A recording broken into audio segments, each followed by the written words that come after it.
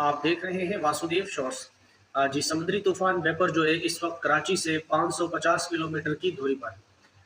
महकमा मौसमियात ने तकरीबन 14 अलर्ट्स इस हवाले से जारी की है, जिसके मुताबिक समुद्री तूफान अब कराची से 550 किलोमीटर दूर के फासले पर रह गया है, जो कि इम्कान जाहिर किया जाता है कि 15 जून को ये समुद्री तूफान भारतीय शहर गुजरात और कराची के केटी बंदर के साहिली इलाके से जा टकराएगा।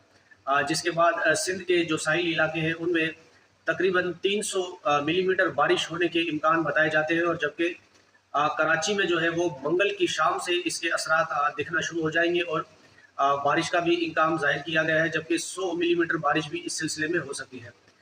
दूसरी जानिब वज़ीर आला सिंध ने डीजी रेंजर्स और जीसीओ हैदराबाद क्रासिंग से मीटिंग की, जिसमें हिफाजती इक़दामात के लिए पाक फौज के दस्ते जो है वो तैनात कर दिए गए हैं।